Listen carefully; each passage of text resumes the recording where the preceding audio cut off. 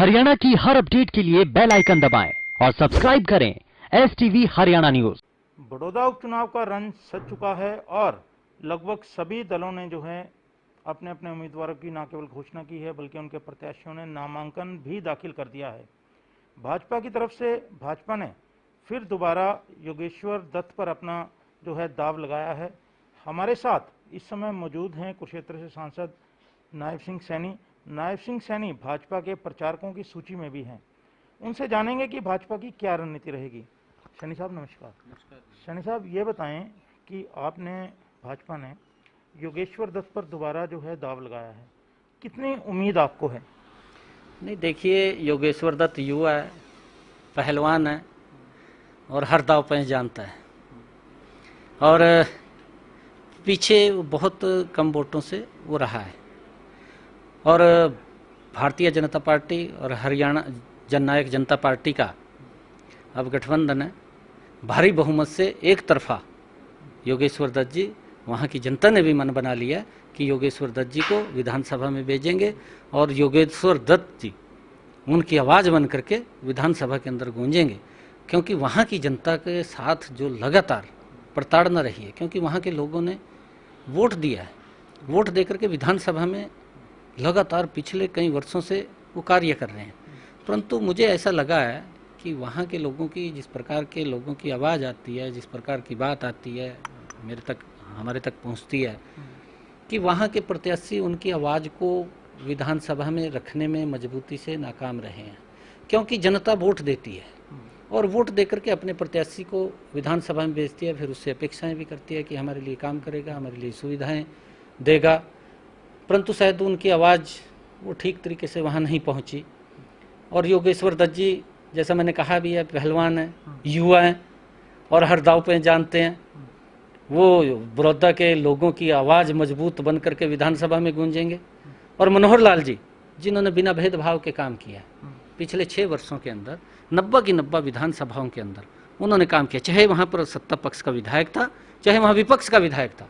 विपक्ष के विधायक ने जो समस्याएं मनोहर लाल जी के सामने रखी, उन सब कामों को कराया और जो आवाज़ उन तक नहीं पहुंची या जनता ने पहुंचाई, उन कामों को भी कराया। और मैं ये बात, सैनी साहब, इनेलो कांग्रेस ने भी अपने प्रत्याशी घोषित किए हैं और इसके अलावा जो एक मजबूत कैंडिडेट आया है जो आपकी पार्टी से अब छिटक गए हैं, आज़ाद के तौर पर या फिर पंचायती कैंडिडेट के तौर पर ऐसा बताया जा रहा है कि उन्होंने अपना नामांकन दाखिल किया है।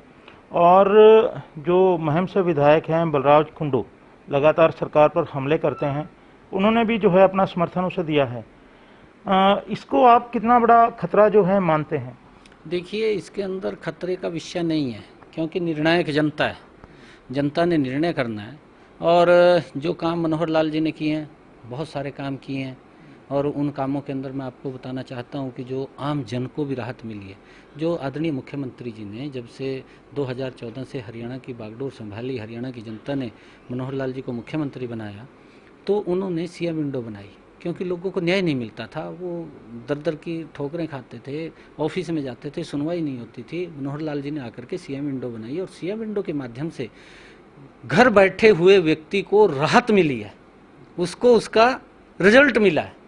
ये बहुत बड़ी एक राहत थी। दूसरा, क्योंकि मनोहर लाल जी ने जो ट्रांसफर पॉलिसी बनाई है, टीचर्स जो सेक्रेटरीट के चक्कर काटते थे, उनका समय खराब होता था, वो स्कूल में समय नहीं दे पाते थे, उनका पैसा भी लगता था, फिर यहाँ भ्रष्टाचार भी होता था, वो सब से राहत मनोहर लाल जी ने दिया। अब वो घर बैठे ही वहीं पर ट्रांसफर पॉलिसी के माध्यम से अपने इच्छा से स्टेशन भर करके अपनी इच्छा अनुसार बदली करा सकते हैं, किसी प्रकार की कोई दिक्कत नहीं। एक बहुत बड़ी राहत, भ्रष्टाचार के ऊपर भी अंकुश लगाने का काम मनोहर लाल जी ने किया। जी ये बताएं, चाहे युवाओं को रोजगार देने की बात है, बिना पर्ची बिना खर्ची के पहली बार, नहीं तो बोलियां लगती थी आपके सामने, बोलियां नौकरियों की लगती थी, परंतु मनोहर लाल जी के इन 6 वर्षों के अंदर एक भी व्यक्ति ऐसा नहीं है बिना पर्ची बिना खर्ची के। गरीब का बेटा भी मनोहर लाल जी की सरकार के अंदर नौकरी लगा है, एक रिक्शा चालक का बेटा भी नौकरी लगा है, एक दलित का बेटा भी मनोहर लाल जी के इस कार्यकाल के अंदर सरकारी नौकरी लगा है। और मैं आपको बताना चाहता हूँ, बिना पर्ची बिना खर्ची के आज युवाओं के अंदर वो विश्वास जगा है कि भाई हमारी कहीं ना कहीं सरकार के अंदर सुनवाई हो रही है, नहीं तो सुनवाई नहीं होती थी। युवा पढ़ना ही बंद कर गया था, मायूस हो गया था, अब फिर उसके अंदर जोश आया है। ये बताएं कि मुख्य मुकाबला किससे मानते हैं, कांग्रेस से, INLD से या पंचायती उम्मीदवार से? देखिए, INLD तो बाहर है, कांग्रेस के अंदर फूट है। मैं अभी थोड़ी देर पहले टीवी के ऊपर देख रहा था, उसके अंदर नीचे स्लाइड चल रहा था और उसमें स्लाइड में आ रहा था कि जो कांग्रेस का प्रत्याशी है वो नामांकन भरने के लिए जब चलेगा तो शैलजा के घर से चलेगा।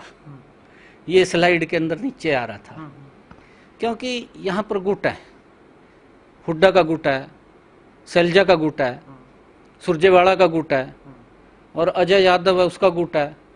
ये गुट्टों में बंटी हुई कांग्रेस है, और जहाँ गुट होते हैं वहाँ जनता का नुकसान होता है।